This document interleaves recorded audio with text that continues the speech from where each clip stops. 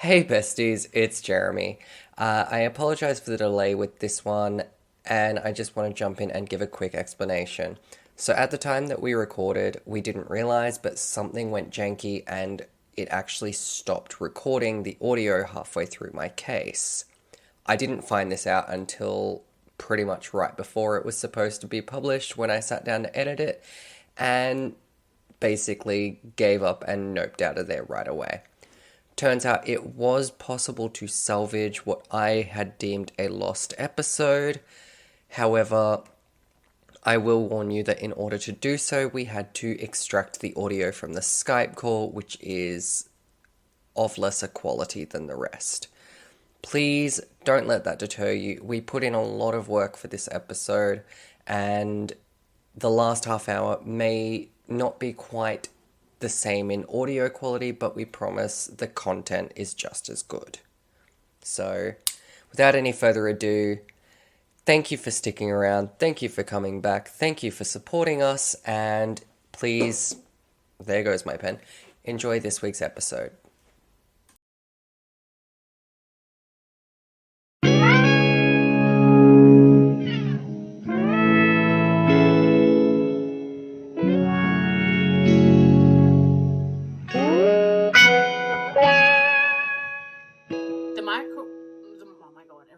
You know what? The microphones are now just called the microwave, okay? Because every time I gotta fucking call it the microwave, alright?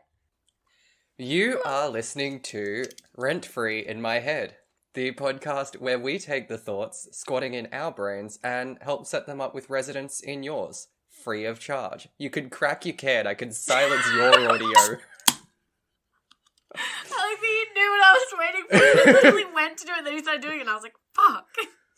Each week, Kirstyn, I don't know, she's a mistake. Literally. Each week, Kirstyn makes me question why I speak to her because she terrifies me with another true crime tale. Rude, Jeramie. You make me question why we're friends because you constantly tell me shit that has no resolution. And it's frustrating. And B has started again. Hey. This whole recording is already a train wreck. Oh, she's taking him to the lounge room. Okay. She's bringing him back. I lied. Ew. Why do you want to play at the most fucking inconvenient times? Oh, we got 5 o'clock this morning. She's like, playtime? And I'm like, no. Well, I think we've done the intro. I feel like it. Not sure. In case we haven't, besties, welcome to Rent Free in My Head. We're two crackheads. Talk shit. She has the zoomies. I'm so sorry. There's nothing I can do about that. So, if there's issues with the audio in this one, blame Kirstyn. Okay, no. Blame B because she literally has the zoomies right now. Well, I think. I was going to say, I think she decided to settle. No, she really is not. I think we're good. Alrighty, well, shall we dive in then? Sure. Please tell me that you have something better for me this week to make up for the Ivan Milat fiasco. Okay, so... Which, the first time that I've actually felt the need to put a disclaimer at the start of an episode. Because that was a lot. Yeah. Ivan Milat, massive piece of shit. So happy he's dead. That's a hot take and a half. Wow.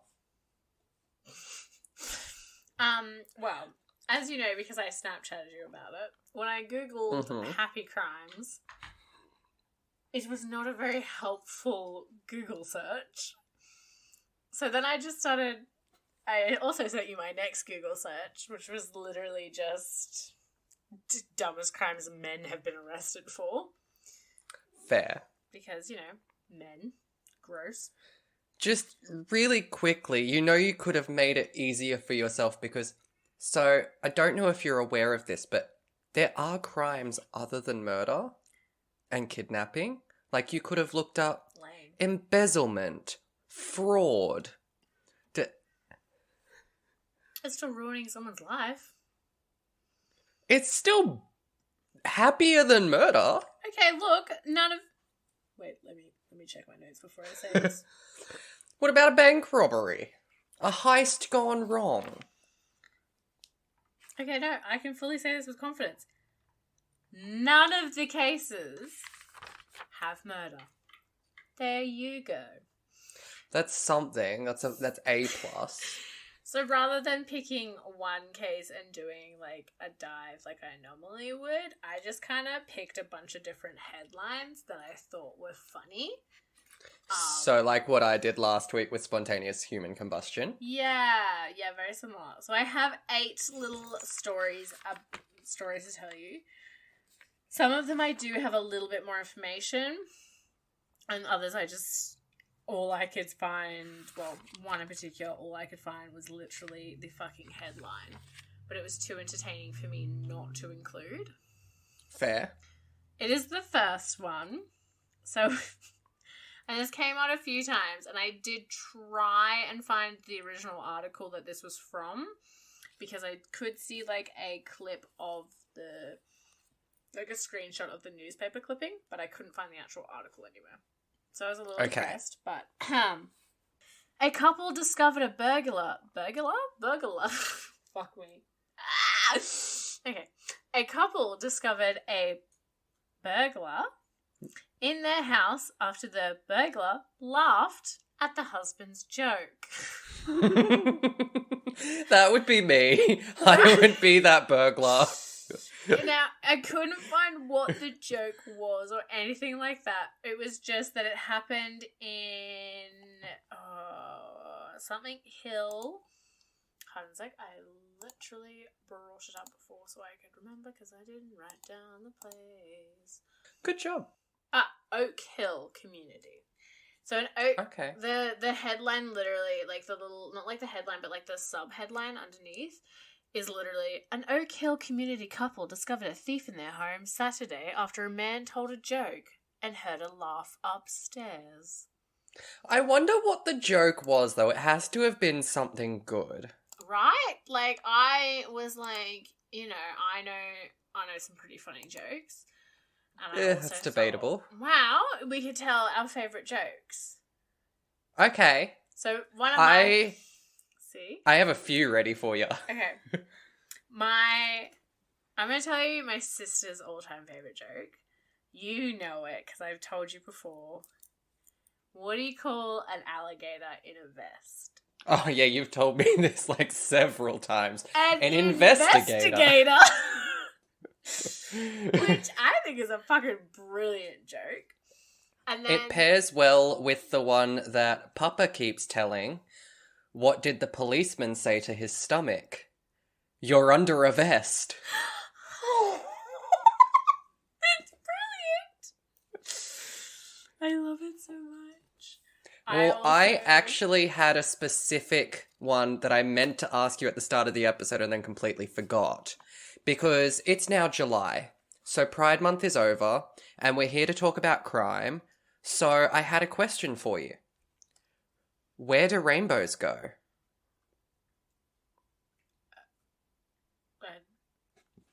They get packed away until next June. Prism. It's a light sentence. That's brilliant.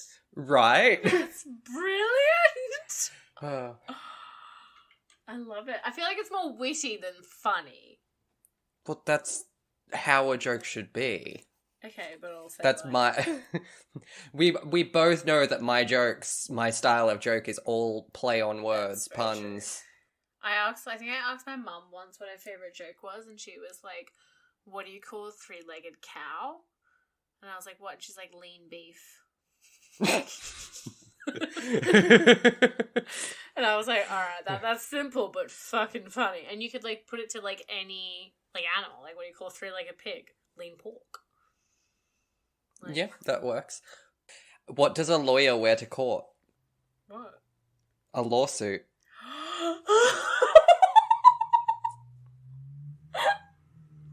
I'm just like envisioning a little lawyer with like just the word law repeated. Like that pinstripe suit that said like fuck off or fuck you or something. Yes. Like that, but just law.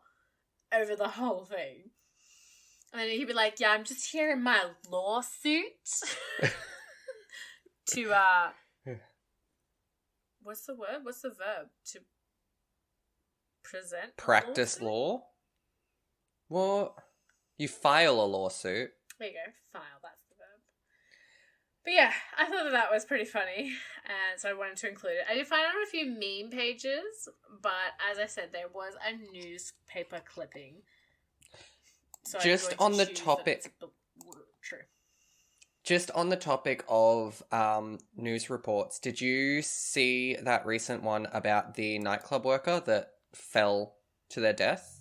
Or, like, off the top floor? No.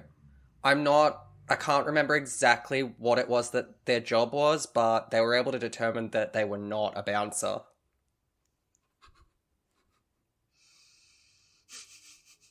High five. And I was like, wait, no, this is gonna be a joke. It's not gonna be real. It's not gonna be real. Oh shit. Alright, you know what? We move on to our second headline. Man eats underwear to beat breathalyzer. What?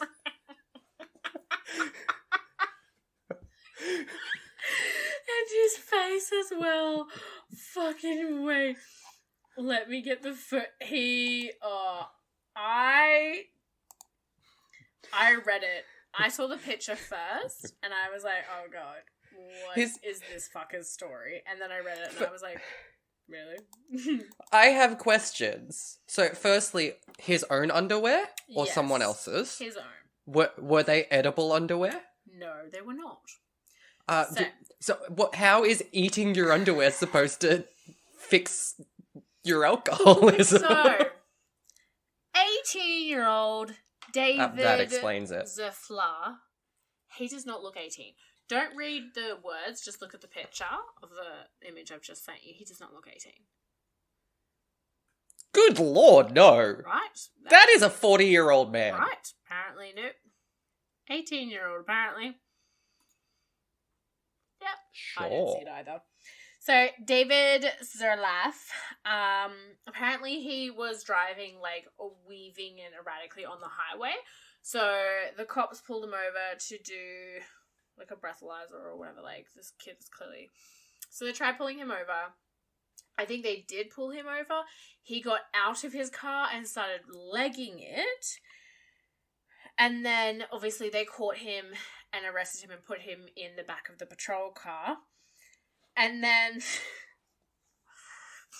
the arresting officer said that, and he admitted to it in court, he ripped the crotch, and this is like what it actually says, ripped the crotch from his shorts, stuffed it into his mouth, and then spat it out.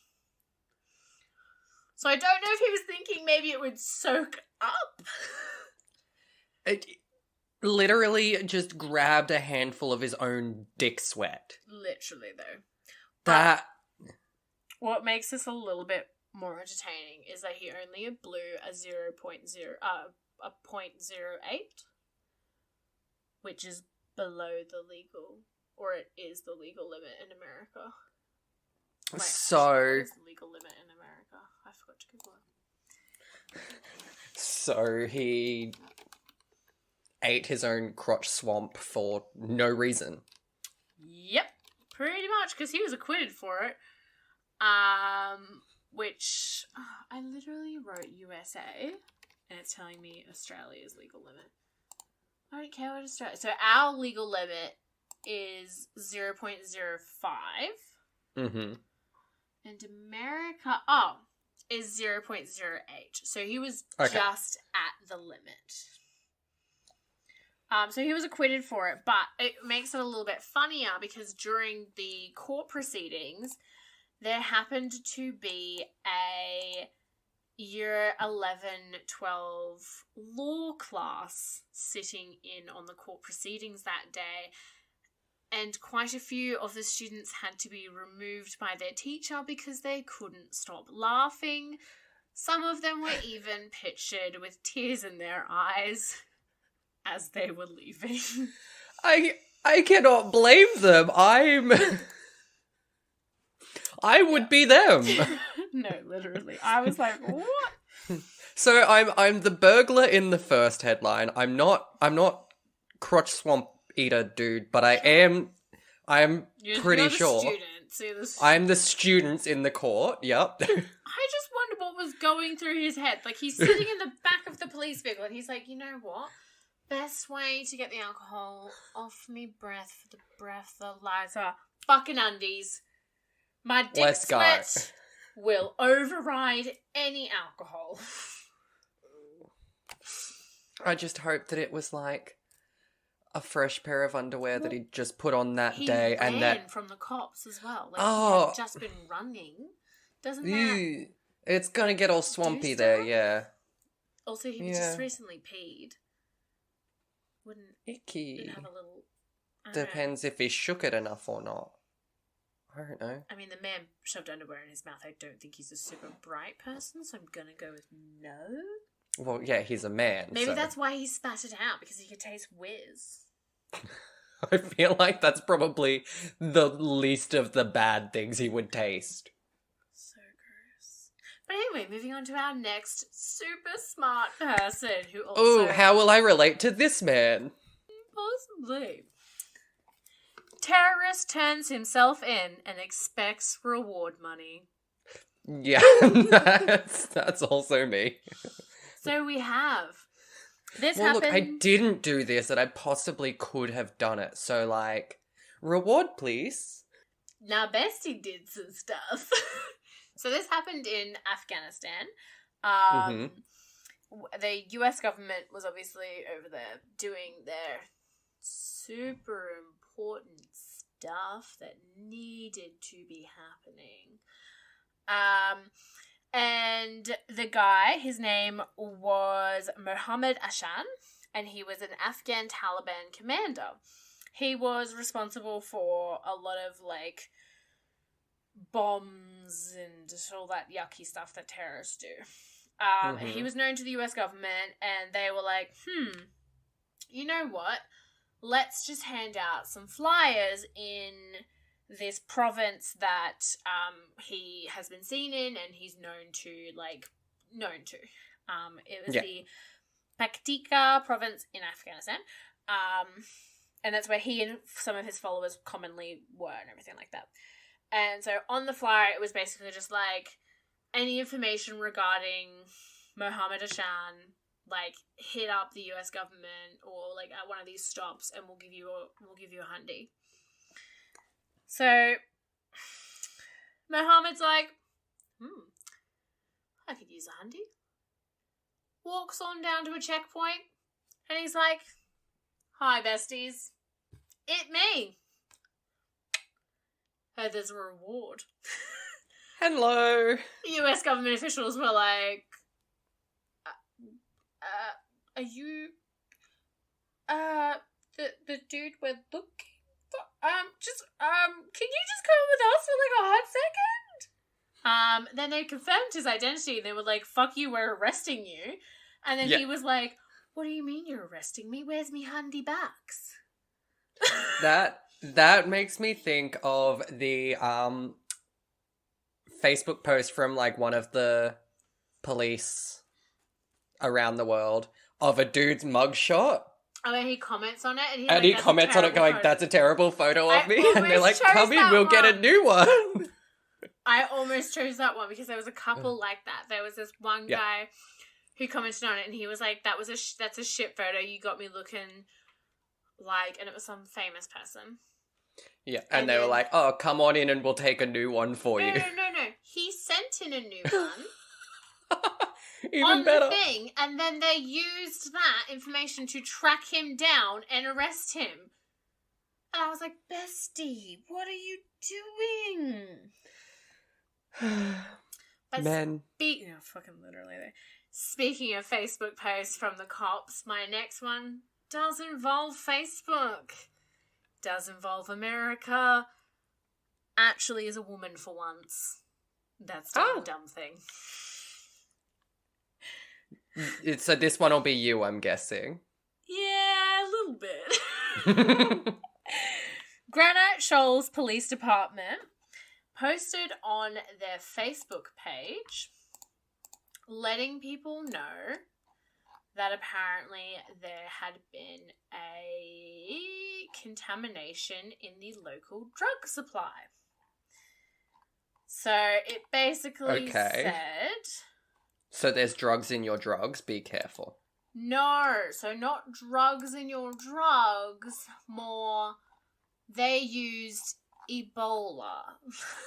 Aye.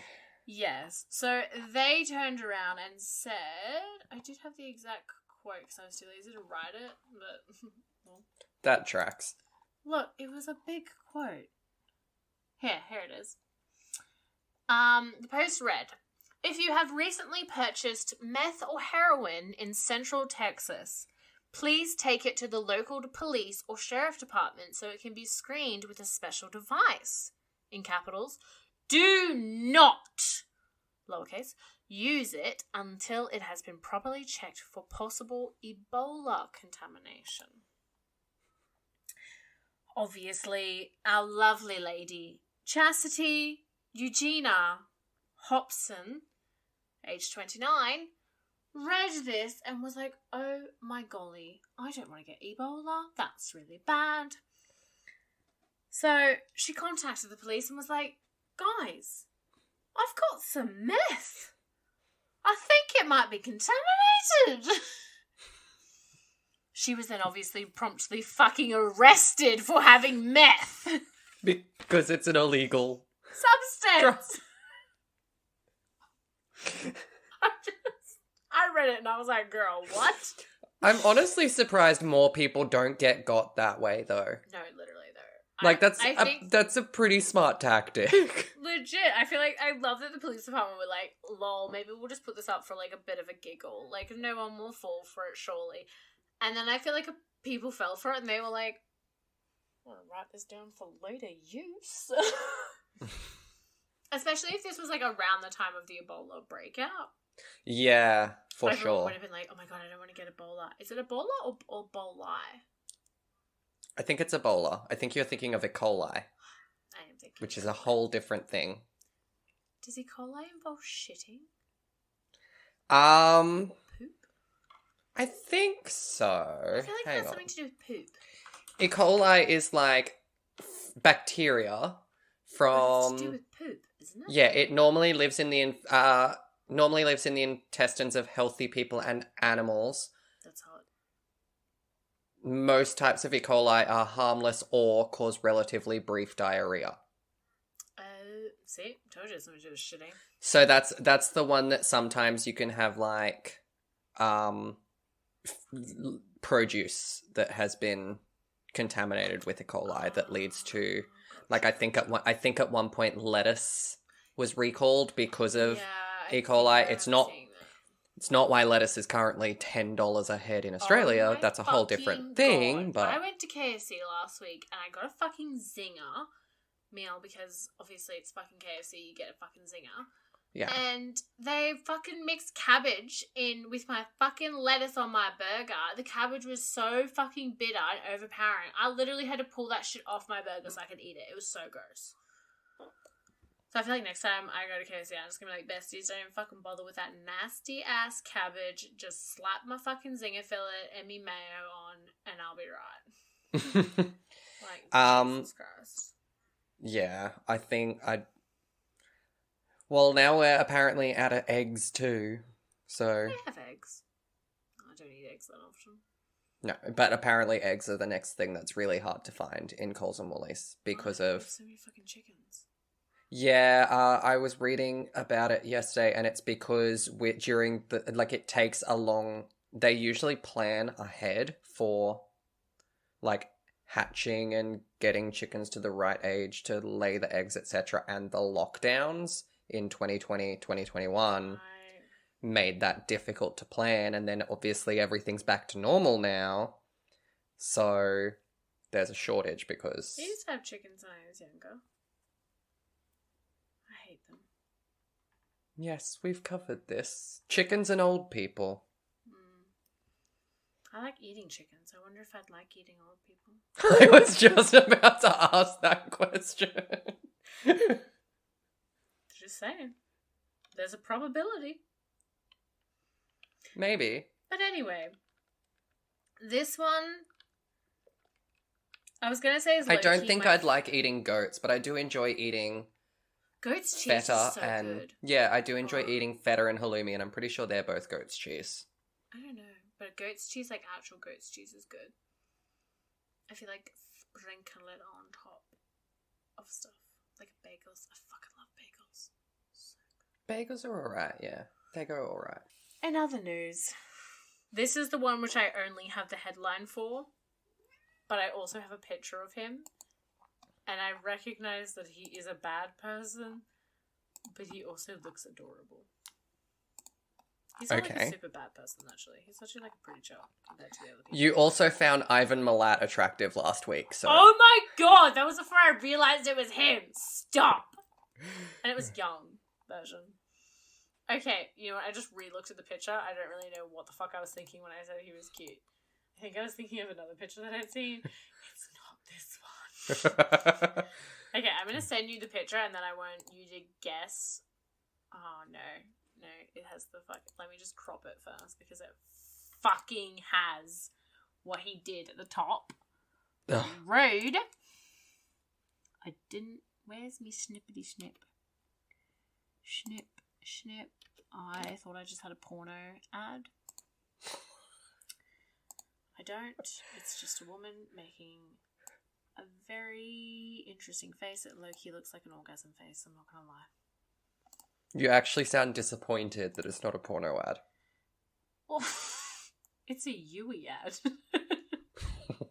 I was just surprised. Oh yes, I often see insurance ads and think, oh, that's porn. Okay, so I've sent you a picture of my little bestie. What do you think he's done? And where do you think he's from? What hasn't he done? He's definitely had some drugs. That's a thing. Looking at them eyes. I was hoping that the tattoos might be able to help me figure out where he's from, but they're of no use to me, personally. They might be a context clue to someone else who knows whatever the fuck that flag on the side of his head is better.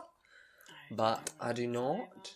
No. I'm gonna say Florida, and he wrestled a gator. Okay.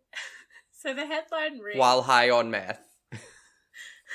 The headline reads... Florida man. Hey! He just has that Florida face, you know. Wait. Breaks into jail to hang out with his friends.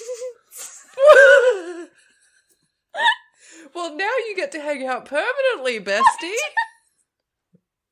I read it and I was like, what the fuck? Oh, that is such a Florida man thing to do. Literally, though. I was like, my god. Bestie, no. Okay. So...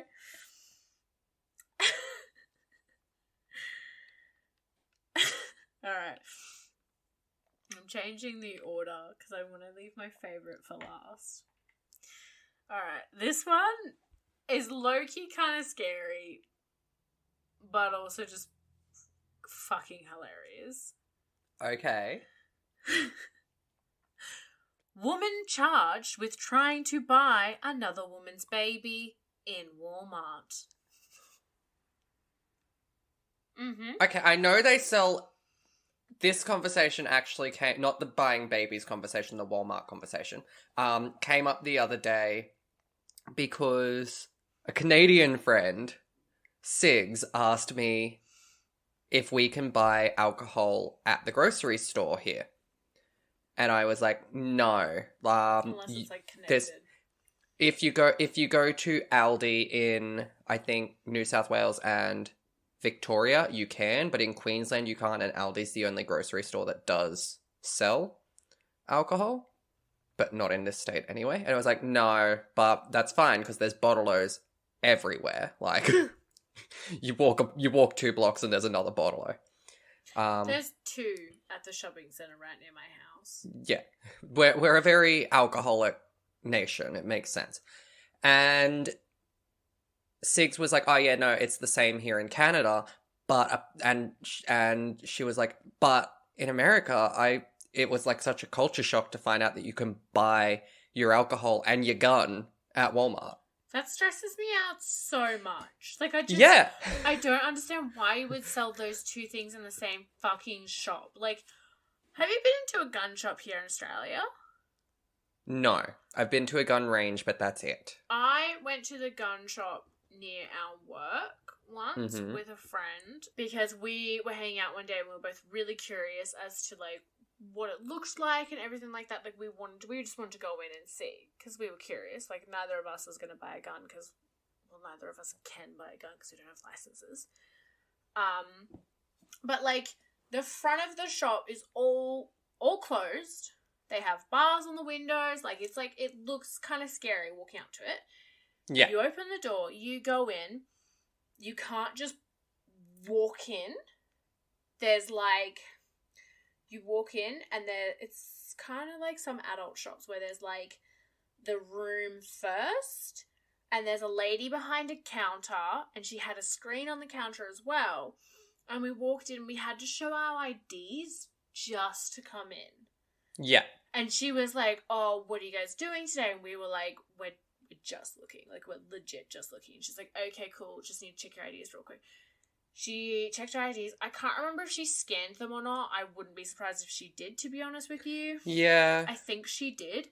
She gave it back to us. We walked around. It was pretty chill inside. But, like, you couldn't touch any of the guns.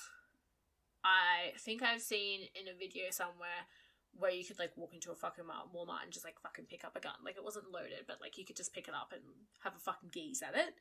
Yeah. But, like, this one, you couldn't touch any of them. Low-key kind of awkward moment because we found, like, a bucket of swords. And I was like, ooh, swords. And I picked one up and I started playing with it. And then when I was putting it back, I saw the sign that said, please do not play with the swords. And I was like, oops-a-daisies. Anyway. Why would you think it was okay to pick up and play with a sword full stop, Kirstyn? I just answered my own question by saying your name. That answers it all. Yep. Moving on. So, I know they sell everything at Walmart, but they don't sell babies. Well, this one woman did. So, Rebecca Lynette Taylor, 49. By the way, this happened this year. In January. On the 13th of January, Rebecca Taylor approached a mum who was waiting in line at the Sco's and began complimenting her son, saying, oh, he's got really pretty eyes, lovely hair. The mum was like, oh yeah, cute. I popped out a fucking cute baby. Thank you. And then the Thanks, woman's I like, made it myself. Yeah, she's like, thanks. And then Taylor's like, how much is he? And the mum's like, like, oh, that's obviously a fucking joke because this woman doesn't actually think that she's going to buy my baby. And then Taylor apparently just continued and was like, no, like, legit, how much is he? I'll give you 250 grand. I've got it in the car. And the mum's like, no, I'm not selling you my fucking baby. What? And then Taylor's like, okay, I'll up the ante. $500,000. What do you reckon? Can we... The mum's like, bitch, you fucking crazy. So I'm pretty sure at this point, she's, like, popped her stuff through. She's called the cops and she's like, mate, there's, like, this fucking crazy white lady trying to buy my baby. What the fuck? Can you come down? She starts heading to the car park to obviously get the fuck away from this woman who's trying to buy her kid. The woman follows her to the car park, continues screaming at her and being like, I just want to buy your baby. How much is your baby? Yeah. So Please tell me she was high on something. Like, that's the only thing I can think of to rationalize. She looks high as fuck. Actually, no, she doesn't actually look that high. She looks like a crazy person. She also looks like a massive Karen. I'm sending you her picture now. And she's also wearing animal print, which just, ew. Okay, but I'm partial to some animal print. Not that. That's tacky. Yeah. That's... So, and then the best part about it is, apparently, in an affidavit, the woman who tried to steal the baby says he was the perfect fit and she had been wanting to buy a baby for a long time now. Yep. So this happened in Texas, America. Obviously. Yeah, of course it happened in Texas. So yeah, that happened on the 13th of January, 2022. Just a great year for babies in general, apparently.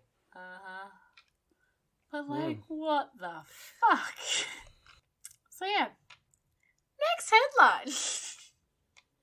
I'm just curious. I'm really hoping that the last one, the one that you've saved for last, is the one that you messaged me about last night, telling me you heavily related to.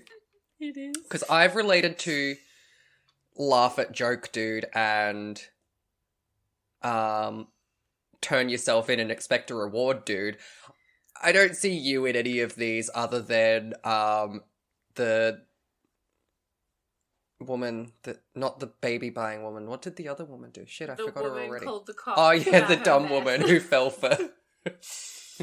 Okay. That one's you. The last one is very much me. I have one more to do before that one, though. Okay. This one I could also low-key... I'm gonna throw my guesses out there now. The one that you relate will either be someone who committed a crime and then was caught because they stopped to take a nap, or they were tired of running, so they just gave up, or something to do with snacks. Or tried to hide but was too loud for their own good because they don't know how to whisper. I know how to whisper. I can whisper. Rude. Well, okay then. Those are my guesses. We shall see if I am correct or not. I do thoroughly enjoy the one I'm about to read to you, though. Okay. Man crashes into gas station. Steals banana. That is bananas. Dude, my favourite part is this person was never caught. Of all the things to steal, he stole one single banana. No. So he rammed his station wagon through the locked glass doors of the gas station in Connecticut. Uh-huh. Walked in, grabbed a banana, ate it, got back in his car, and just drove away like nothing happened. Sometimes you just really need a hit of potassium, you know?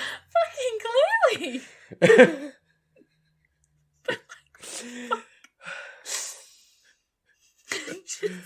He just had that Gwen Stefani song stuck in his head, and the only thing that would fix it was to finally have a banana.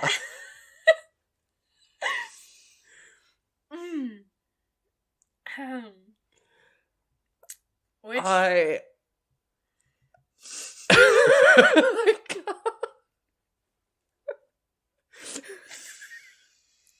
Like, they literally described it as casually ate the banana. How was he not caught, though? Like, they would have had his number plate and everything.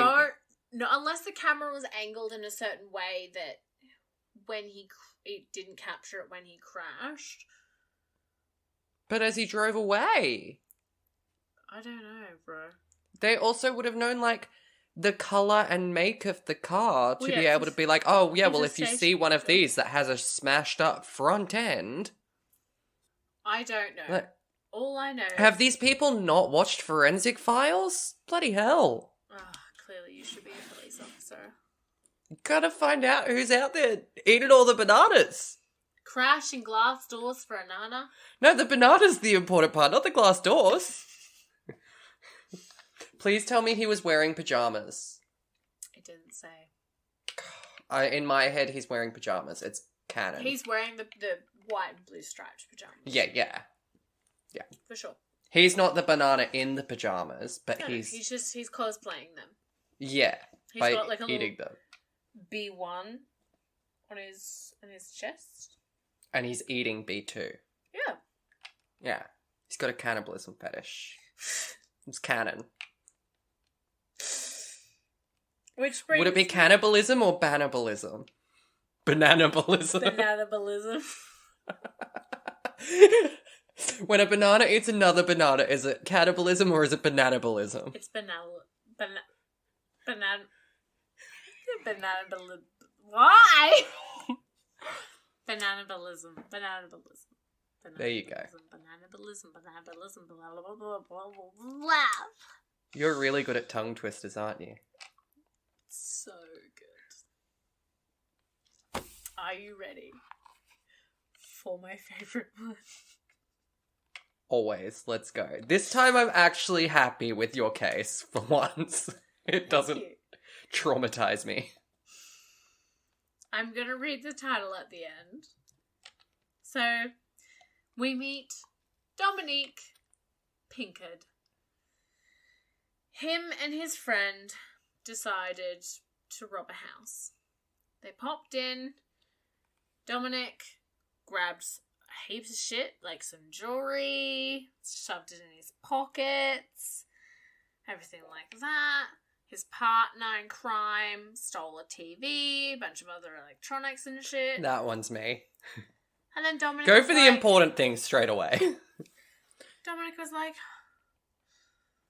I'm gonna take a nap. yeah, you're tired. Might take a nap on the couch. Lies down on the couch and falls And he was asleep. found on the couch clutching a bag of chips. Rude. It's not me. His name's Dominic. The homeowner comes home, walks in, sees some random fucking stranger sleeping on his couch, sneaks back out, calls the cops. When Dominic was questioned why he decided to take a nap on the couch, he replied, I've been working hard all day. Robbing houses. And the title was literally... Wait, where do you think this person's from? This one doesn't scream Florida to me. No? I don't know. Is it Florida? Florida man falls asleep while robbing home. It just seemed a bit too obvious to be Florida. But those are the headlines I have for you today. That makes me think of the guy that got high on bath salts and then broke into someone's house and decorated it for Christmas and then just decided to sit down and watch some TV, not knowing that the 11-year-old was upstairs, and just pops their head out and is like, Mom, there's a stranger bestie. in the house. Mom, come help. But yeah, Which, as far as bath salts go, that's not a bad instance. To have... Could have... Much worse things could have happened on bath salts. Sorry.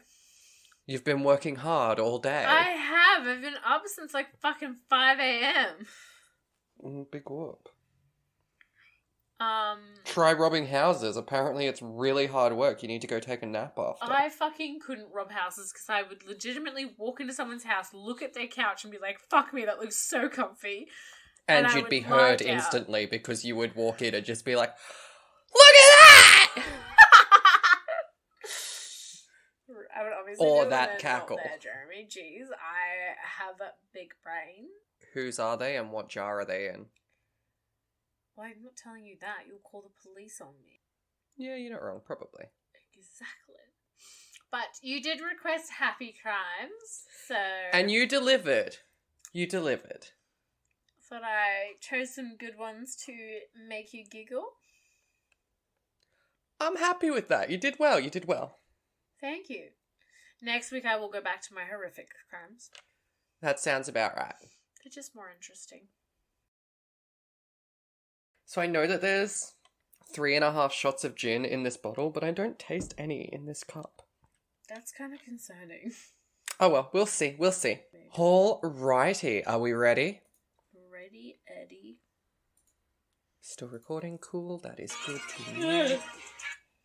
I like how both of us were like, what is that? Is there a ghost in your phone? No, I exited out of the story that I was making, and it was a video. It was the first thing on my Instagram feed. And so it just automatically started playing, and I didn't realize my sound was on. That's fair. You know how I was listening to The Tea Room last night? Mm-hmm. The part where Lily's like, that guy from Star Wars? The guy who plays Darth Vader? Who is it? And I was like, oh, Hayden Christensen. And then she's like, I can't remember his name. And then she's like, Pippa, what's his name? Pippa's like, I don't know. And I'm sitting there and I'm like, it's Hayden Christensen. So I literally sent them a Snapchat of me just sitting there going, it's Hayden Christensen. As they're sitting there arguing and being like, do we Google it? Just Google Star Wars Darth Vader. And then Pippa's like, there's so many people that play Darth Vader though. And I'm like, it's Hayden Christensen. You're thinking of Hayden Christensen. It's not Darth Vader. He plays Anakin Skywalker who becomes Darth Vader, but he hasn't actually played Darth Vader. Spoilers! No! That is not a spoiler! If you don't fucking It's fine, know I'm that, never you are gonna watch it. stupid. I'm never gonna watch a Star Wars anyway. Oh, So- Jeramie.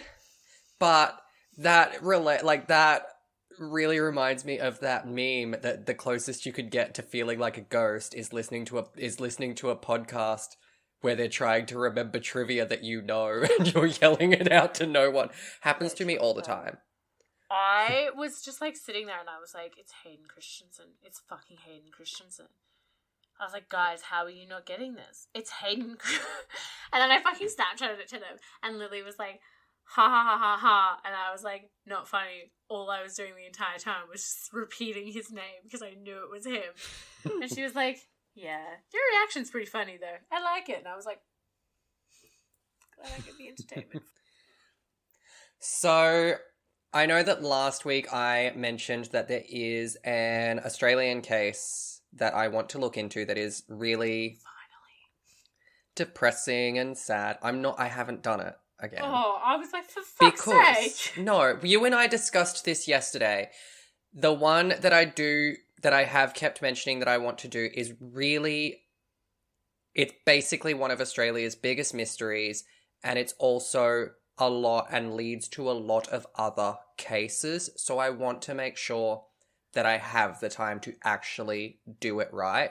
And I was hoping to do that with some of my free time this week, but I didn't get the chance to, and I'm going to just keep pushing it back until I can actually dedicate enough time to properly give it the do it justice. Yes.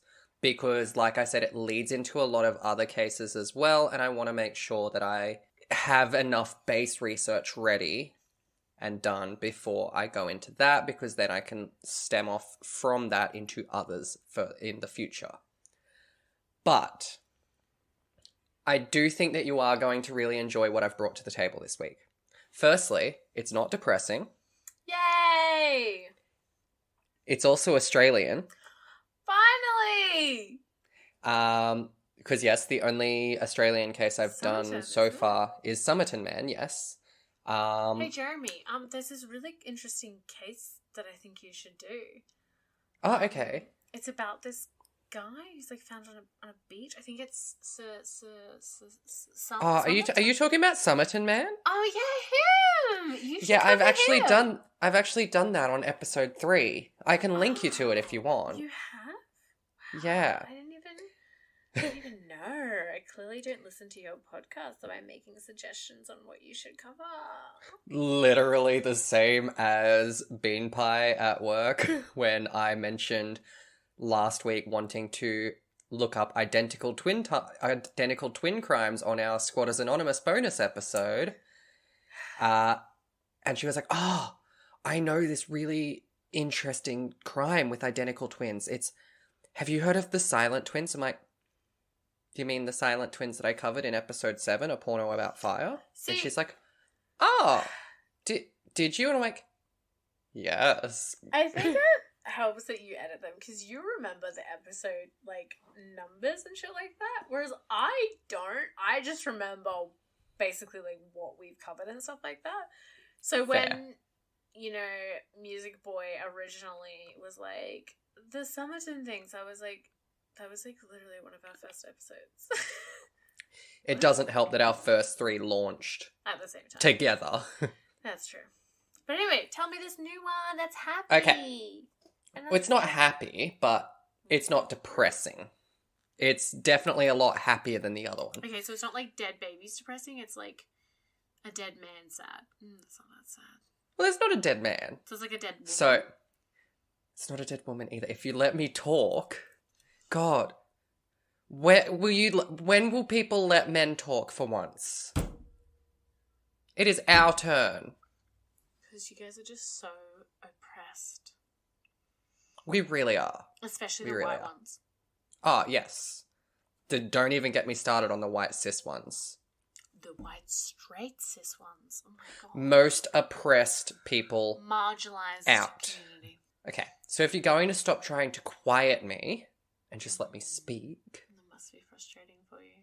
Not only is it Australian, it is also a missing persons case, which I haven't done, with the exception of the Hugo Wallace fiasco.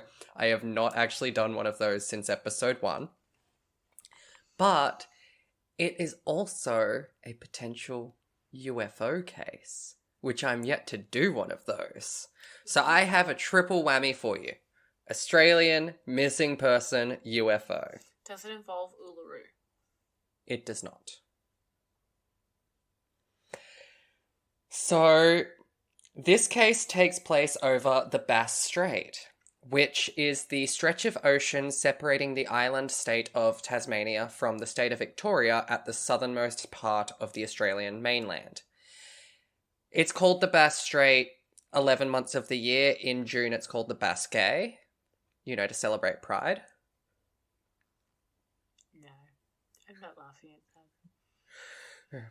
That's fine. It was just an awful thing that came out of my mouth as on the fly. So, I will be entirely honest. Despite living in this country for my entire life, my best friend and one side of my family all coming from Tasmania, that was the extent of my knowledge about the Bass Strait prior to this. Not gonna lie, I had no idea what you were talking about when you first said it. Well, there you go. Okay, I'm a little bit better, but you also don't know what the capital of South Australia is. It's Adelaide! That hesitation, though. So, I'm going to fix that, and I taught myself some stuff about it, and now I'm going to teach you. So, this week's, I don't know if they're going to be fun, but they're facts. Information about the Bass Strait for y'all. So, the strait is approximately 500 kilometres or 310 miles long and ranges between 240 kilometres to 350 kilometres, which is about 149 to 220 miles in width. It was originally known as Bass's Strait and is named after a British explorer named George Bass. He first explored the strait sometime between 1789 and 1799 in the company of Matthew Flinders, who led the first inshore circumnavigation of Australia, which at the time was New Holland.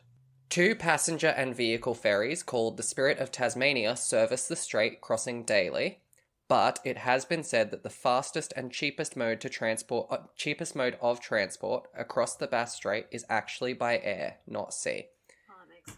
This new drink is stronger than I thought it was, because she just hit me like a freight train. Strap in, kids. This is going to be a fun recording at 2:30 in the afternoon. Woo! So, The Bass Strait is abundant in some of the world's most expensive natural resources, including natural gas and oil.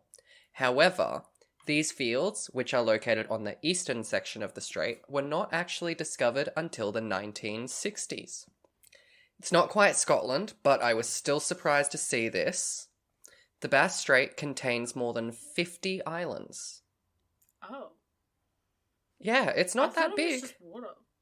Nope. Nope, there's islands. Can you see them on a map? The Bass Strait records some of the roughest waves. I'm assuming in Australia it didn't specify to what capacity they were measuring roughest. So, like, who knows? There are little islands. Yes, there are. Oh, Jesus. So yeah, it records some of the roughest waves due to strong currents from the Indian and Pacific Oceans on either side of it.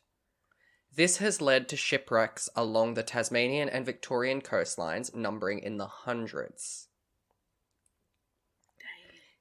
It could also be considered Australia's very own Bermuda Triangle, as there have been reports of ships and vessels simply vanishing, never to be seen. I wasn't saying it is a triangle, I was comparing it to the Bermuda Triangle. Just saying. If you're gonna give it a shape, be accurate. It's a fucking oval. There have been reports of ships and vessels simply vanishing, never to be seen again. Which, had you not ruined it, was a good segue into my case. So, this week I will be telling you about the disappearance of Frederick Valentik. Have you heard of him? What? Valentik. I thought you said Valendick. No. Okay, quick pause. I haven't heard of it, but if you look at a map and you zoom and you zoom and zoom, there's a little teeny tiny island called Curtis Island. And then right next to it, there's another teeny weeny island, which is literally just called Cone Islet Conservation Area. It would be Islet. I'm sorry, I just have to fucking spend 10 minutes scrolling back into it. What did I call it? Islet. So, when you Google There's a it, Hunter Island. There's a 3 Hummock Island. where the fuck are you reading? Well, I don't know where you're looking. Look at King Island. There's a Deal Island. Yeah, I was at King Island, which, funnily enough, is a part of the story. Oh, well, there we go. Oh, look, There's it's an like egg a lagoon. bitty There's an baby egg one. lagoon. Counselor Island Nature Reserve. Wait, is it? Okay, so There's if a you place zoom called in, Sea Elephant. yeah, zoom in specifically on King Island, and you have Egg Lagoon, Where's Egg Lagoon? Sea Elephant, up towards the top near the B25. I see it.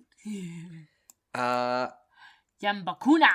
That's a cool one. you have, if you go down the bottom, things go a little bit pear-shaped. There's a place that's just called Grassy, and I kind of hope. Surprise Bay.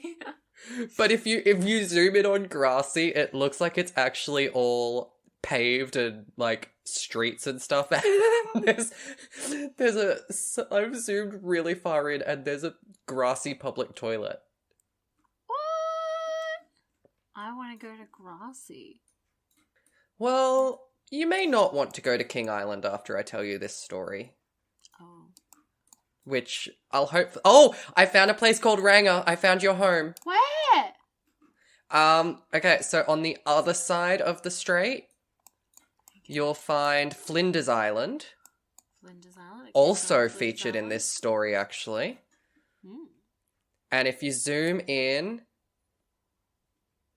the bottom half, you have Ranger, which is on the way to Petrification Bay. Or Petrifaction Bay. Oh, that's less Lady interesting. Baron? Oh my god, there's literally an island called Little Green Island. Oh. And then there's Great Dog Island and Little Dog Island. So cute! Tin Kettle Island. There's Badger Island and Goose Island. Oh my god, there's a big green island too. Oh! I I want to go. Prime Seal Island. Killicranky. Killicranky? Oh, there's a place called Roydon Island. Oh. Inner Is sister. Is your mower a hand push or is it a Roydon? So old. Inner sister and outer sister islands? Craggy Island. It's just a fucking little dot. There's Deal Island. Dude. Anyway, can we stop looking at the islands and I actually tell my story before I end up needing to pee again? Yeah, it's sorry. Just really interested. So, you've never heard of Frederick Valentic? No. Neither had I until earlier this week. So on Thursday, I was going through a few listicles about missing persons cases, just, to flesh out my list, just for fun. I like to add to my list because I don't have enough options. This one piqued my interest. So I looked into it and I was like, okay, yeah, I'm going to go with this. So at 6:19 p.m. on October 21st, 1978, 20-year-old Frederick Valentic took off from Moorabbin Airport, which is 15 kilometres or 9 miles southwest of Melbourne, in a Cessna 182 headed for King Island in the Bass Strait. While Frederick had 150 total hours flying time under his belt and was authorised to fly at night, solo, under visual meteorological conditions, so it had to be, clear, this would prove to be his last flight and the last time he was ever seen. He sent postcards to his family. Fuck and he was you. wearing... This one is a legit case. You can Google the name now if you want to be sure. In case you don't believe me. What's the name? Just Google Valentic. Valentich. But then close it as soon as it comes up. Did you say V for vagina or B for boobs? V for vagina. Those are the only two words that we could choose, apparently. Those first two words have popped in my head. Know where your brain's at. It is real. Okay. I have confirmed it, guys. Alright. Cool. But now close it, because I don't want you to read it until I tell you about it. I exited out. I'm on our Skype call only now. Okay, cool. So, the motivation for his flight is unknown, as he provided two different reasons for the trip, both of which were later proven to be completely untrue. He was a homo and he was going to meet his homo lover. We'll give you a chance for your gay erotic theories at the end. I've already solved the case. He told his family that he was flying there to pick up some crayfish, which is just cray if you ask me, but told the authorities at Moorabbin Airport that he was picking up friends or passengers, even going as far as taking 4 life jackets aboard the aircraft with him despite being the only person. Friends. But investigations revealed there were neither people nor crayfish at King Island awaiting Frederick's arrival.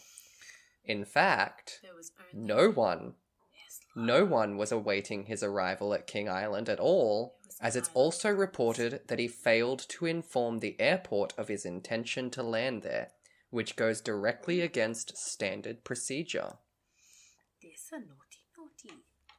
Now, I found a Snopes article that actually included the official report of the incident from the Australia Department of Transport, which really helps because one of the articles I was reading just kept referring to DOT, but it was capital D, lowercase OT, and they were like, DOT said. And I'm like, who the fuck is DOT? And then I found this and I was like, oh, Department of Transport, you just didn't capitalize any of the other letters. Yeah, because So... doesn't need to be capitalized. No, but the T wasn't. Oh, They didn't even capitalize the T, so it literally was just dot, like it was someone's name. And I'm like, who the fuck is this dot guy? Anyway, weird. I have found the official report of the incident, which means I have some specifics about the flight itself as well as the conditions. So the flight plan was split into two parts. Flying along the coast of Victoria towards Cape Otway, which was estimated to take 41 minutes, and then crossing the strait towards King Island, estimated to take 28 minutes. So, in total, the flight was estimated to take a total of 69 minutes. Nice. Remember that for later. 69. That is important. Yes. Are you going to be able to remember that? It's a very obscure number. Like, I don't know if I will. I think I might forget it. maybe write it down or something, just in case. So, his aircraft was refueled to capacity, and the fuel endurance was shown as 300 minutes. The flight plan also dictated that the nominated altitude was below 5,000 feet. Conditions in Cape Otway were reported as clear with excellent visibility and light winds, and daylight ended at 7:18 p.m. So those are the specifics regarding the flight. Frederick radioed Melbourne. Pardon? Sounds like an okay day. Yeah. Frederick radioed Melbourne at 7 p.m. to report that he had reached Cape Otway. This was at the 41-minute mark. So that is on track with the estimated time for this stretch of the flight, like spot on, right on the knockers. At this point, it appears all is well. That is until 6 minutes later when he radios Melbourne again, asking if there was any known air traffic in the area at the time. Communications with Melbourne occurred from 7:06 to 7:11 p.m, so a total of 5 minutes. And remember how I said I found the official report? Well, that also includes the transcript of those radio communications. So, I hope you're ready for a dramatic reenactment, besties. Yes! So keen. Alrighty, so I'm going to send you my notes so that you can read your lines. So, Read my lines. yes, you are Valentic. Am I a flight person? Yes, you are air control. Okay. So, Melbourne, this is Delta Sierra Juliet. Is there any known traffic below 5,000? Delta Sierra Juliet. No known traffic. Delta Sierra Juliet. Seems to be a large aircraft below 5,000. Delta Sierra Juliet? What type of aircraft is it? Delta Sierra Juliet. I cannot affirm. It is for bright. It seems to be like landing lights. Delta Sierra Juliet? Melbourne, this is Delta Sierra Juliet. The aircraft has just passed over me at least 1,000 feet above. Delta Sierra Juliet, roger, and it is a large aircraft. Confirm. Unknown due to the speed it's traveling. Is there any Air Force aircraft in the vicinity? Delta Sierra Juliet, no known craft in the vicinity. Melbourne, it's approaching now from due east towards me. Delta Sierra Juliet. Open microwave for 2 seconds.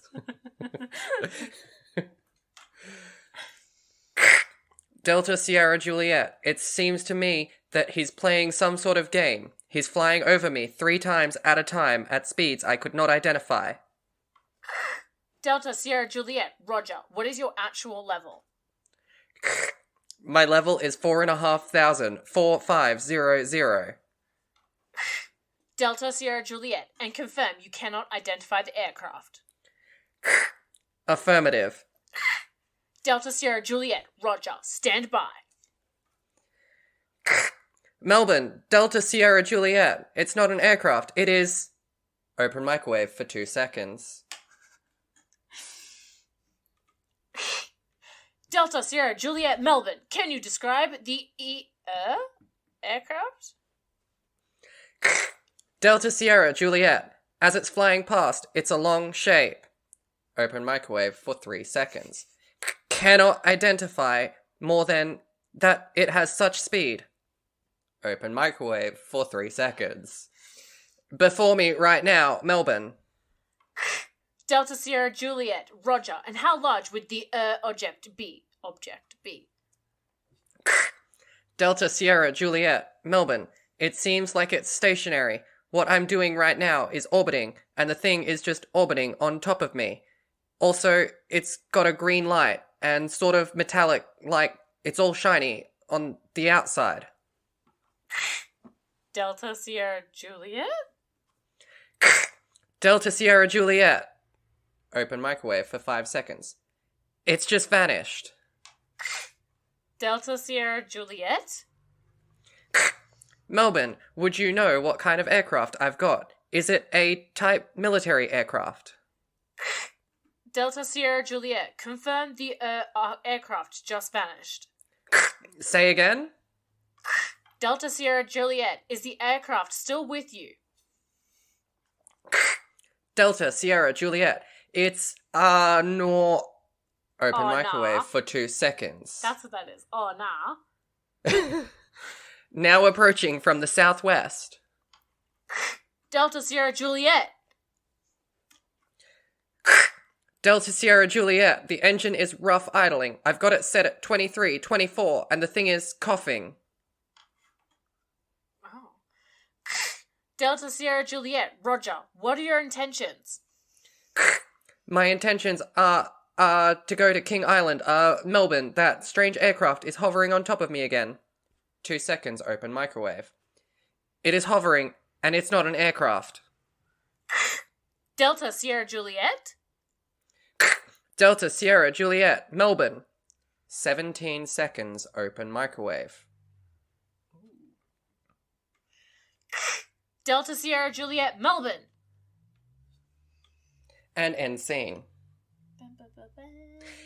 It honestly seemed like we were actually talking to each other on walkie-talkies. For sure. Like, I couldn't tell the difference between actual audio and us reenacting the transcript. Neither. I thought we were, like, I thought you were in an aircraft and I was in a flight tower. I am in an aircraft. You don't know that I'm not. I'm clearly in Melbourne right now. I just had a thought, though. So, yeah. I'm just envisioning, like... You can close my notes now, by the way. I'm envisioning, like, an American trying to do this and then being like, Delta Sierra, Melbourne? Melbourne? It's literally Melbourne. Yeah, guys, like, don't make it fucking fancy. It's Australia. It's better than Brisbane. Oh, fuck. That is the Brisbane of my existence. Fucking irritates me so much. And when they say Queensland... Oh! They're like, in Brisbane, Queensland. And I'm like, it's Brisbane, Queensland. It's the Queen's land. Like, it's such a self-explanatory word. Like, what? How are you fucking it up? Like, Brisbane and Melbourne I can kind of understand. Because they're spelled differently. But Queensland. Like, it's literally Queensland. Anyway. So, that's the transcript of the 5 minutes of radio communication. And that was the last communication with Frederick. And that's in the 28-minute trip section, right? Yes, that's the part that's between Cape Otway and King Island. So basically the flight was to go from Moorabbin, follow along the coastline, so continue flying over land. So it was to limit how much of the trip was spent over sea. Yeah, because they didn't want to get caught up. So, yeah, you fly one line towards... along the coast of Victoria towards Cape Otway, and then from there, turn and change course to fly directly across the sea to King Island. Yeah, makes sense. So it was during that period. However, so it is also worth noting that while it is not in the official transcript, though there are reports that mention that those 7 seconds of open microwave was either an unidentifiable clicking sound or a metallic scraping sound. So it's been described as both. Ew. So what, like... Well, like... Yeah. Yeah. So it was clear that, like, the radio... the button was still being held down on the microwave and there was something happening, but there was no further communication and it just cut out. So I thought that that was also interesting and important to mention. So on top of the original transcript, I also managed to track down the 1993 Unsolved Mysteries episode covering the disappearance, in which the air traffic controller that spoke with Frederick that night, one Stephen Roby, spoke about his side of the conversation. He wasn't to the point where he was panicking, but he was genuinely concerned by what he saw. He was worried. He sounded confused. Then, as he described what the aircraft was doing, I became a little bit concerned too. I had extreme doubt for his safety, flying a single-engine airplane over water, lost communication in such strange circumstances. I put an alert phase on the airplane, and once that elapsed, we then went to the distress phase stage, and that was the commencement of the search. So, the alert phase of the search and rescue procedures was initiated at 7:12 p.m. after communications were lost. And then at 7:33 p.m. when Frederick did not arrive at King Island, distress and no further communication was had, distress phase was declared and search and rescue efforts commenced. This led to a 4-day search for debris off Cape Otway, including at least 8 vessels and an Air Force aircraft, but it proved fruitless. The Department of Transport our old mate Dot, stated, "It seems likely that the aircraft did not crash in the sea between Cape Otway and King Island." Yeah, because there would be some kind of evidence of that. Let's not forget Flight 370. Yeah, no, that's literally what I was just thinking about. Which was actually mentioned in one of the articles by... So, an article from 2014, which, where they spoke to Frederick's younger brother, Richard. He basically said, because that was about that time, he was like, it's the not knowing that's the difficult part. It's basically what these people with Flight MH370 are going through now. Not knowing, not finding any trace. Yeah. So, yeah, that's also on my list as something to cover at some point. I was going to ask if it was. Yes. Though I have to actually properly understand that case, because my issue was at the same time that was happening, I was binge watching Lost for the first time. Oh, and so I'd started Lost when it happened, and so it was like a combination of watching Lost and then seeing all the news reports, and I kept having situations where I was sitting there in a conversation and I couldn't remember what was Lost and what was news. Like, I'm sitting there, I'm like, wait, I remember the plane splitting in half. Was that Lost or was that news? Pretty sure it was Lost. So I actually have to go back and revisit all of that from the start to actually refresh my drink on what even happened there, because my brain has just meshed the two together. Fucking numpty. So, where am I? Oh, yes. Right after the transcript. 5 years later, in May of 1983, I don't know if it's Cessna or Kessner. I'm going to go with Cessna. Yeah, I was going to say Cessna. Makes more sense. A Cessna cow cap with partial serial numbers matching that of the 182 model washed up on the shore of Flinders Island, which is 320 kilometers or 199 miles from Cape Otway. And if you remember from when we were having our fun little gaze at the map earlier, is at the opposite end of the strait to King Island, because King Island is the one with Egg Lagoon on it, and Flinders Island is the one with Ranger on it. That's weird. They're opposite end. This prompted some hope that the mystery may finally be solved, but given the distance and the fact that nothing was found during the initial search, Roby doesn't believe it is from the same Cessna. According to Arthur Withers, the manager of the Flinders Islands airport at the time, his son found the cowcap opposite the northern runway, where two other Cessnas of the same type had lost similar parts during takeoff prior to 1983. So he believed it was more likely that it had come from one of them. Research scientists at the Royal Australian Navy? I just wrote RAN. I knew I should have.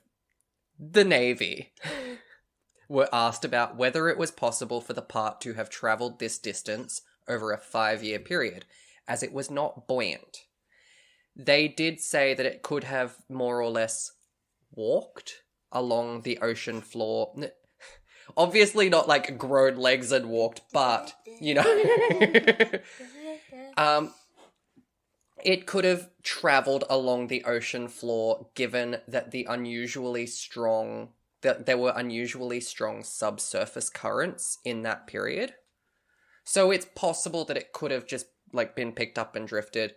It's more likely that it came from one of those two other aircrafts of the same model that lost parts in that area. Yeah, that makes more sense. It is possible that the part came from Frederick's plane. It just can't be known for sure. So that brings us to the UFO factor. What? The UFO factor. UFO. Another option, so this is from news.com.au. Another option Mr. Roby doesn't discount is that Valentic was indeed taken by a UFO or interfered with by an unidentified craft. The simple fact there was so much activity at the time in sightings. He cites the dozens of UFO sightings and reports of unexplained lights both immediately before and after the Valentic disappearance that night. In another strange coincidence, Mr. Roby said he was working at air traffic control about 5 days later, and another light aircraft pilot radioed him during a navigational flight above East Sale and reported being passed 3 times by an intensely bright light travelling at jet speed, coming close enough to force him to land his aircraft. Ooh. I jokingly said to the guy next to me, "Here we go again," Mr. Roby recalled. So there were a lot of reports. Like, it wasn't the sole instance of this being reported, apparently. Given the sudden disappearance of the plane and the haunting last words of, "It's not an aircraft," naturally it was quickly speculated that... Hang on, I've missed a chunk here. Oh, that's not good. What earth did you manage? No, I haven't. I did cover the whole... that he was fine. I was like, shit, did I forget to tell you that, like, dude wasn't panicking, it was calm the whole time? No, he was chill as No, I did. So yeah, naturally it was quickly speculated that he had been abducted by aliens. Of course, this was merely speculation at first, but according to the Unsolved Mysteries episode and other reports, an eyewitness came forward shortly after. The eyewitness and his family were reportedly driving home that evening when they noticed unusual activity in the sky. A plane with a green light directly above it, getting closer to the plane as they watched. The plane appeared to be coming down at a 45-degree angle, looking like it may crash before it and the green light, which had basically come straight down on top of it at this point, vanished out of view. Not, like, they just could no longer see it. Like, there was land and stuff in the way. It didn't just... Mm-hmm. While this report does match with Valentik's description of the mystery aircraft and seem to support the possibility of a run-in with a UFO, it is worth noting that the eyewitnesses' claim came after the newspapers had already reported on Valentik's disappearance and noted the mention of a green light in his transmission. So there's no way to know if that's authentic or not, because the detail about the green light was already released to the public, which I suppose is why a lot of the times in missing persons cases or murders or any of those things where they have very specific information, they're careful about what they share with the press nowadays. Yeah, so that it can just make its way back. Yeah, like, so you don't get false eyewitness statements or false confessions, but then as soon as someone goes, oh no, I definitely did it, there was a blue chair in the room, and they're like, we didn't tell anyone about the blue chair. Blue chair? What blue chair? Sorry, I read about the Boston Strangler the other day and how... Long story. Gotcha. Also from the Unsolved Mysteries episode. 6 weeks after the disappearance, an amateur photographer came forward with possible evidence of a UFO being present. Wow. Look, I was like, if Donald Trump can be president, then I'm pretty sure a UFO can too. Let's be real. Anyone can nowadays. When is the next... They just had one. Yeah, I just remembered Jeramie Josh. It's not my country. Why the fuck would I care? Because everything revolves around the United States, don't you remember? They are the free world. Ugh. So, an amateur photographer came forward with I can't speak. Turning into me. With possible evidence of a UFO being present over the Bass Strait that evening. He had set up his camera in Cape Otway to take photos of the sunset, almost directly under Frederick's flight path. He took 6 photographs of the sunset in succession, and when the photos were developed, the last photo contained a mysterious, curious blemish that was not on the others. He at first believed it to be a developing Fucking hell! He at first believed it to be a developing error, but a photo lab were not able to find dirt or damage on the negative, determining that the mark was part of the picture and not a developing error. I do have the photo to send you at some point soon, don't worry. The film... This part, I was just like, boy, how? Homie, don't do me like this, I don't buy it. The film was later sent to the US for computer analysis by UFO researchers, who claimed that the blob was a solid metallic object enveloped in a cloud of exhaust. Now, here's a screen grab of the photo taken directly from the Unsolved Mysteries episode. I'm pretty sure I don't need to tell you where to look to find the blemish. Is it in the left-hand corner? Right-hand corner. That was a joke, Jeramie. I know it's in the right-hand corner. I can fucking see it. I don't know if you can tell your right from your left, okay? It's you. I can. I'm not like most special people. So, supposedly, computer analysis by UFO researchers proved that this blob was a solid metallic object enveloped in a cloud of exhaust. How the fuck can they tell that? It kind of looks like a parachute. Another more recent analysis, and remember that this is from the Unsolved Mysteries episode that aired in 1993, so it's not that recent because it's older than I am, That's not hard. determined that it was more likely to be a developing error. My thoughts... Firstly, it kind of just looks like an out-of-focus fly. Yeah, I wouldn't say that it's a photo error. It's a... But also, it's the last photo in a set of 6, which to me says it's probably a speck of dirt that blew onto the lens in between shots. Like, fair enough if it was shot number 3 and it wasn't there in shot 2 and it was gone again by shot 4. Then I'd be like, hold up, that's odd. But it's the one at the end, so, you know. Whatever you say. And it is at this point that we lost our audio recording somehow and everything went janky. I am so sorry for the rest of what's to come, but the only way that I could salvage it was to use the extracted audio from our Skype recording. But so yeah, I also would question...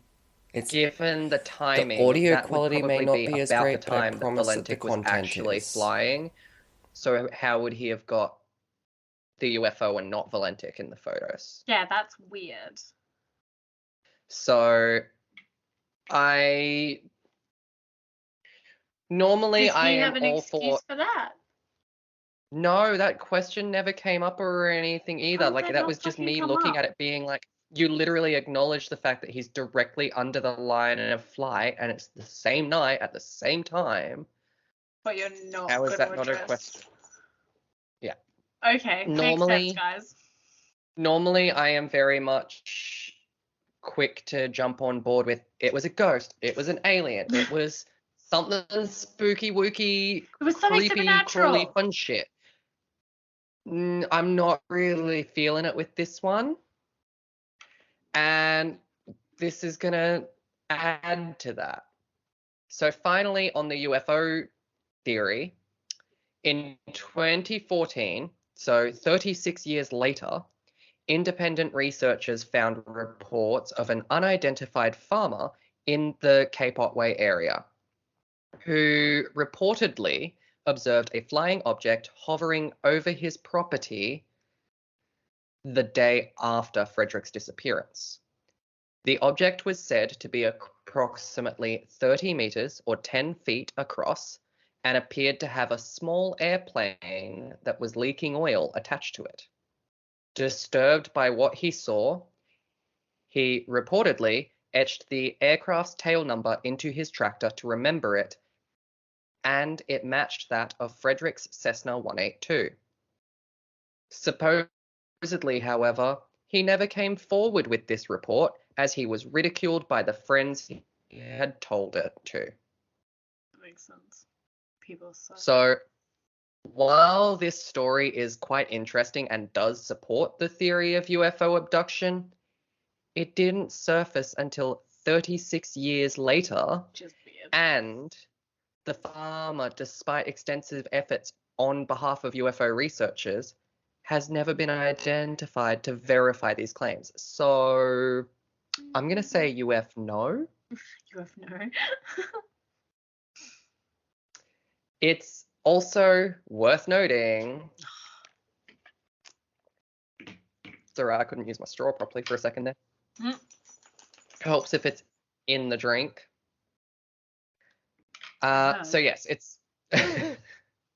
It's also worth noting that Frederick's disappearance took place a year after the release of Close Encounters of the Third Kind, and one of those Star Wars films that Kirstyn loves so much, which ignited an intense interest in UFOs in the community. Frederick himself was also a known firm believer in UFOs. Just 6 days before his disappearance, he told his girlfriend, Rhonda Rushton, who I didn't find out until like the very end of my notes, that she was 17, might I add, and he's 20, Ew. so that's yucko. A little bit predatory. Just it's not there being an age gap that I have an issue with. It's that's a minor. But moving on. He told his girlfriend Rhonda, if a UFO landed in front of me right now, I would go in, but never without you. Like, okay. Okay, sure, but also like So romantic. bestie, he's a man. Yeah. They lie, especially when they say shit like that.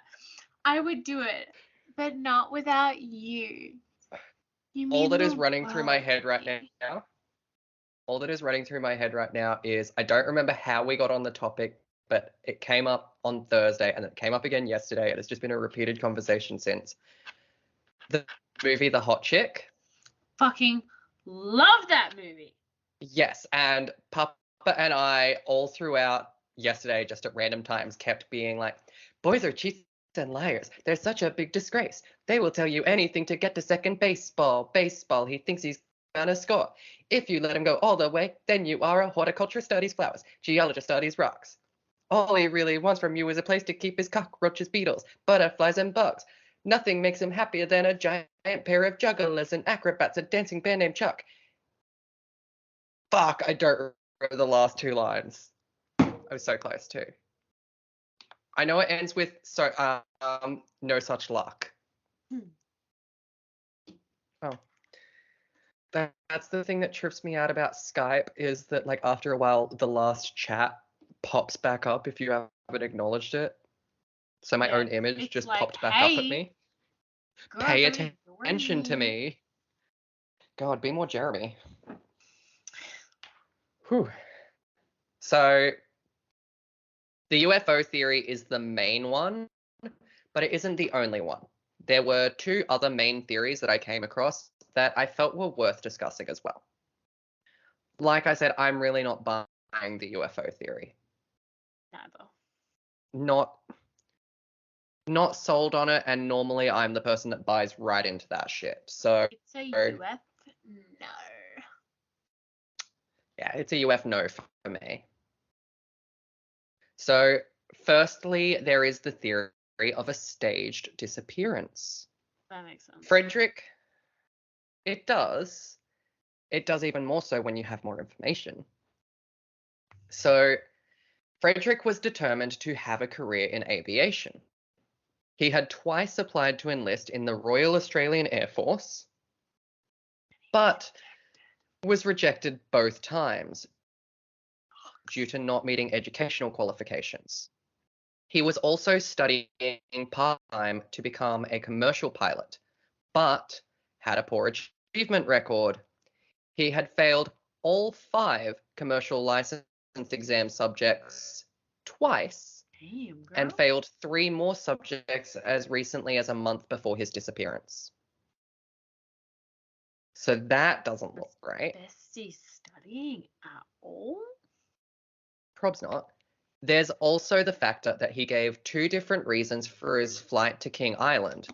But one thing that I found that I thought was worth noting was that he also told his girlfriend Rhonda that he would meet her at 7:30 p.m. that evening. It's an odd time. I'll let you think about it for a second. 7:30. That pertains to the time that he was arriving. When did he leave So again? he left at 6:19. And 69 do you remember minutes. how long? Nice. 69 minutes. So, yes. Wait, well, when did he leave? 6:19. 6:19 plus 69. Nice. That makes no sense. I can't math right now. 6:19. All right, well, I'll tell you. Plus, no. So, let me math this, Jeramie. I'm a mathematician. You take the 1 and you make it 6:20 and 68, which is an hour. So now it's 7:21. No, it's not 7:21. I am stupid. It's So, 7:30. it's 7:28, dumb. yes. So, yeah, the estimated flight time for the trip one way was 69 minutes. He took off at 6:19 p.m., which means his estimated arrival at King Island was 7:28 p.m. Was he He had meeting her told at her King that he Island? would. No one was at King Island waiting for him. That's why no one knows why he flew there, because He was- both of the excuses that he gave were proven to be false Where because was he? he told them he meeting told this her guy? that he would meet her at home, like that they were just gonna go to dinner or whatever, like that he'd Oh, see late dinner. I would be her hungry. that night at 7:30. So you're constantly hungry. So he had told her that he would meet her at 7:30, but then he was also on this flight to King Island where he was estimated to arrive there at 7:28 p.m., 2 minutes before he'd told her he'd meet her back at home. And both excuses that he had given as to why he was making said flight were fabrications. He hadn't even alerted the airport that he was planning to land there. So this makes me think that he was setting it up so that someone was expecting him later that night and would raise questions when he didn't arrive. And that people also knew that he was on the flight, so that then they would be like, oh, He must have crashed. let's contact the air traffic control or whatever. This, combined with his interest in UFOs, make me wonder if maybe he planned and staged his disappearance in such a way that would not only grab attention and interest, but also give him a chance to start a fresh life and escape his failures, which, like, dude, you're 20, calm the fuck down. That's when you're supposed to be a failure. You have time to grow. How long are you allowed to remain a failure? I'm giving myself until 40 because I'm nearly 30 and I'm still there, so. Okay, cool. Got some time. So all he had to do was radio his story into air traffic control and land elsewhere. And this in itself is possible because the night that he disappeared, police received several reports of an unidentified aircraft landing on Cape Otway. Assuming he followed the path that he filed, he would have been in the correct vicinity to do so.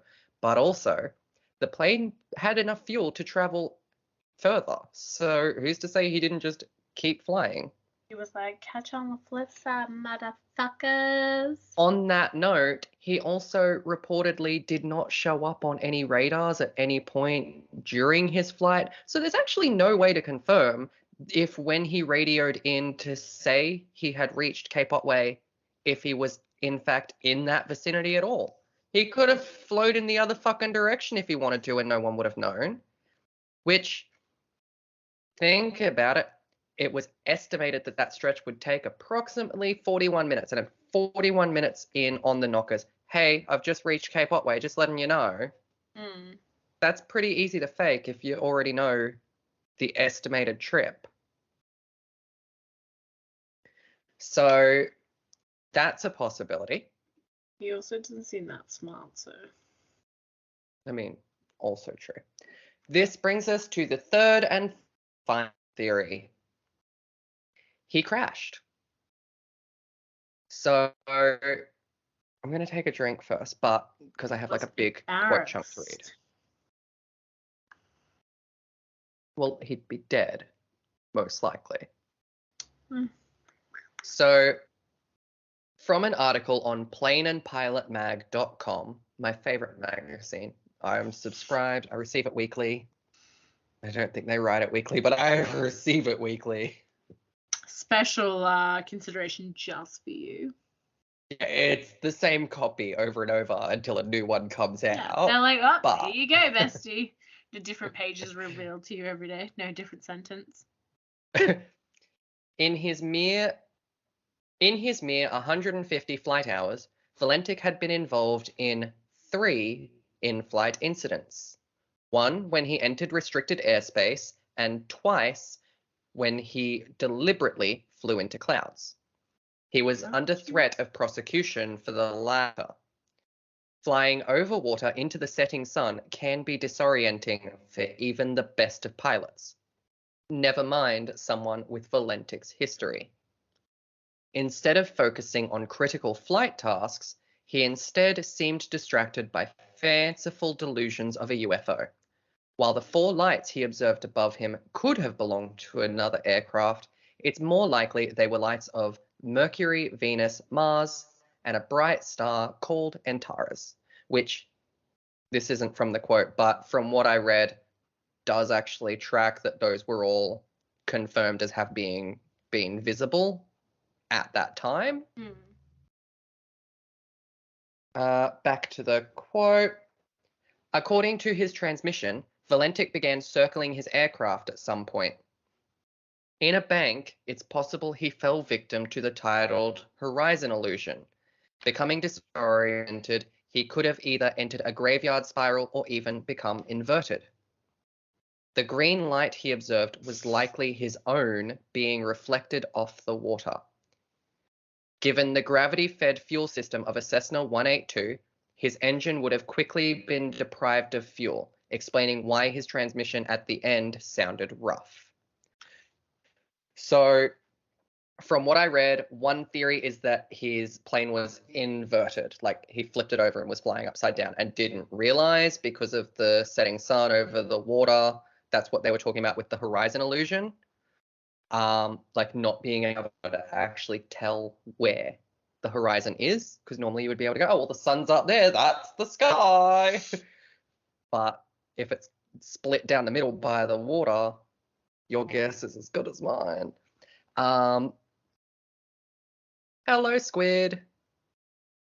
But that particular plane has a gravity-fed fuel system, so if it was inverted, after a while, it would have just cut off access to the fuel, and the engine would have just yeeted. It would have been fucked.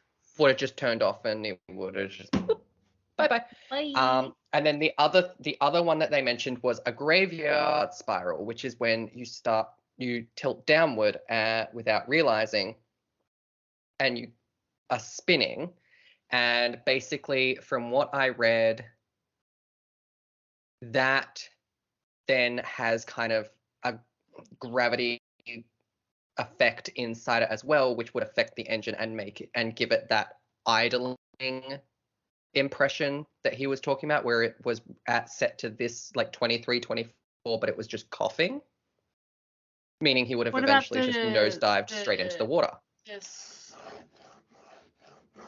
No clue. Well, that's where they're saying the end of the transmission may have sounded rough because his engine ran out of fuel and was dying and blah, blah, blah. But I also feel like air traffic control would know what the sound of a failing engine is. Yeah, literally, that's like their job. So surely those are theories in regards to what that was, but it is also worth noting that perhaps the reason no debris, other than potentially that cow flap, was ever found was that the search was concentrated specifically on the sea, which, according to his girlfriend Rhonda and other friends, does not match what he had always said. Does not match what he had always said he would do if he got in trouble overseas. So reports stated at the time that she believed he had experienced engine troubles and turned back towards land. So he had basically had this conversation with her multiple times of, oh, you know, if I'm ever overseas and I find myself having engine troubles or I find myself in trouble, I'm going to turn around and go back to land if land is closer. And at this point, he would have only just started overseas, so it would make more sense for him to turn around. Like, it's the same as we all have those hypotheticals. Oh, if I was in this situation, this is what I'd do. So I'm pretty sure most people that know me know that if we were to ever be in a zombie apocalypse, the first thing I would do would be yeet myself off a cliff because I don't want to deal with that. I just feel like I would die so quickly. I'm very I much... I don't want to... Like, I just channel Baymax in these times where I'm like, I am not fast. And I feel like you need to be fast to like run from things. I mean, technically, I am safe, given that, and they wouldn't be able to get to me, or they'd have a harder time getting to me. But I also never have food in my house, and I'd feel like I'd run out of wine pretty quickly, so life would no longer be worth living, and I'd just give in. Anyway, that got dark real quick. But yeah, so she believed that he likely started to experience these troubles and rather than staying over the ocean, turned around back over land. But there's also been no reports of such an aircraft being found wrecked on land I feel either. like you would fucking so notice that. Who knows? It's been A hot minute. 44 years now, or it's coming up to 44 years this year, and we don't have an answer. Something tells me we're not going to find an answer anytime soon. Of course you're not. But I'm kind of leaning more towards the staged disappearance, personally. Same. That makes the most sense to me. Me as well. Like, I just like just the fact of he's known to have an interest and affinity for UFOs. He was so calm and collected the whole time. Especially if like you do really like UFOs. I feel like if you really were into that kind of shit and you saw it, you'd be like, oh my god, I was fucking right. Yeah, exactly. Even if you are like messaging or like talking to an air traffic control, you'd be like, y'all, this is insane. This is so is cool. Fucking crazy. Yeah. And he was just like, yeah, it's like a doohickey that's just like vibing near me. Yeah, it's just there. I don't know. It's we'll like see. coming Maybe. toward me. Like, I don't know what's happening. It's just like hovering over me. Is it like an aircraft? I think it's coming toward me. Do you guys know if there's like stuff here? So, yeah, I mean, I'd never heard of this before 2 days ago, but now, after all that I've gone over, I'm very set in my stance that he's clearly made people aware of the fact that he's going on this trip. He's told his girlfriend to expect him home later that night at a time that he knows he's not going to be. And then he's had this happen. I'm like, it to me, it does scream that he's just planned an escape where he can fake his disappearance and get away in all of the mystery of it. Bestie wanted an out and couldn't face up to doing it the real way. So he created his own out. Why do you reckon he wanted out? What do you reckon he's done with his life? Probably fuck all. I was expecting you to start telling me about his boyfriend that's waiting for him in another state with a new name and literally about to be like, there's two options. The first one is that he's fucked off to another country, like a smaller country like Indonesia or some shit like that. Mm-hmm. Somewhere close by where his plane could actually get to. Yep. And he's just doing like, you know how like you see in the movies, you see those like kind of shady but really cheap airplane drivers that drive tourist places. Mm-hmm. He's either been living as one of those guys, and he does like tours of Bali or some shit like that, and the reason he left was because he was too embarrassed that he kept failing all of his flight ship, and he didn't want to live up to the sad reality that Australian flight people were not gonna let that fucker fly. Whereas in those countries, I feel like they probably don't have the same kind of safety standards that we do, and you might be able to get away with a bit more. I hope that you're happy that I finally had an Australian case to bring to the table, and it was a missing person, and it featured UFOs on top of that, like triple threat. But, I mean, I'm all for more cases or,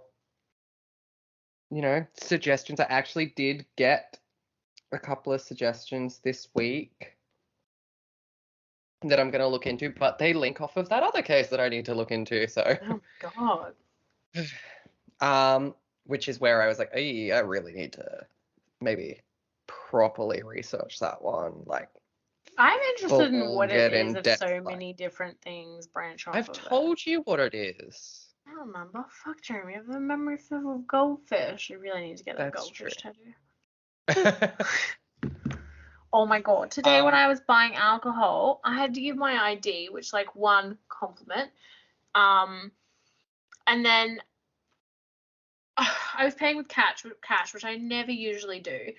And I put my note change and my ID in the same slot, but it's a different slot to the slot that I normally put my license in. So after I'd finished paying and everything like that, I looked down and I was like, where's my license? I was like, did you give it back to me? She's like, yeah. And I was like, well, then where did I put it? And I could not remember putting it in that other slot. And it had happened 2 minutes prior. Good job. So I was like low-key freaking out, like, fuck me dead, I've lost my license.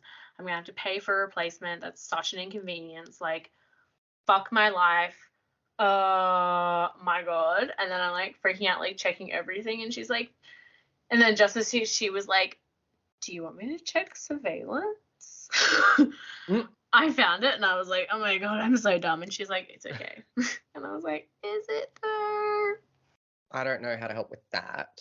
But if you listening right now have, I don't know, case suggestions, general feedback, on how to make you Kirstyn's just memory better. sure, you just want to chat, anything like that, Kirstyn, how can they do so? Well, if you want to send us an electronic letter, you can. Digital letter. I hate you so much. You Some can. digital mail. Electronic mail. That's literally what the E stands for. You noob. You can email us at rfimhpodcast@gmail.com. If you want to stalk us on Twitter or Instagram, you can find us at rfimhpodcast. If you want to go one step further and personally stalk our pages, you can find Jeramie at Jeramie Gage. And you can find me at Sir Kirsty Lee. We also now have a YouTube channel called Rent Free in My Head Podcast.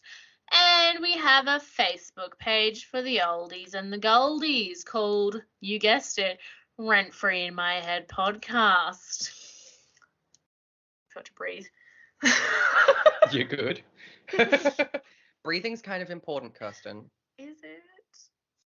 If you want to live, yes. So I suppose no, not really. No, not really. On that note, though, what the fuck was my brain doing then? I don't know. I'm surprised it was even doing anything full stop. That's fine. It normally don't do nothing. It really doesn't. What I was gonna say is we hope you enjoyed. What the fuck do I say? Oh my god, why is my brain? We hope you enjoyed letting us squat in your Thank you, head. listeners, for letting us take some space in your heads rent-free, because, quite frankly, we don't want to pay, and it's fine. You've got the room. Steal my thing. You're not doing anything with this space. No. We're more important, and I'm assuming we're prettier than most of the things that are in your head. I know I am, that's for sure. Maybe not me, but like some days. In the right lighting, right filter. the drag queen filter on Snapchat. You were really hot in the Shrek filter. I look so cute in that with my hair though. You are a hot ogre. Faux show. And you know what, Jeramie? 10 out of 10 would get all up in that swamp. Ooh. Ogres have layers, like onions. I had some some really good onion rings on Monday. They were so nice. Onion rings so much. They're so good. Apparently, Grilled does onion rings now. Yes. I tried them on Wednesday. They were really Nice. salty, and they're not as. I feel like they have a different kind of batter on them. I didn't mind. So it was kind them. of an assault on your senses. A little bit. Like I like salt. Like You've had better onion rings than those ones? I've had better onion rings than those. Well, the joke that I had prepared, I already Gave. spent earlier on because you suddenly called on me for jokes. Yeah. Um, Also, my goodbye today is very ironic because I'm not really ironic. It's very fitting because after we finish, I'm gonna have a shower and then head out. And my goodbye is just, it works. okay. So, gotta go. Let's Gotta go. The power of the shower compels me. Why do I'm done with you. All right. Thank you for listening. I'll talk to you at a time where I'm less disgusted with Kirstyn, so probably never. Oh, I think I've been waiting a while on that note. Yeah. Until then, later, skaters. Bye, bitchy besties. It's bestie bitches. Get it right. Oh my god, I God, couldn't you can't remember. even use your own catchphrase. Bye, bestie bitches.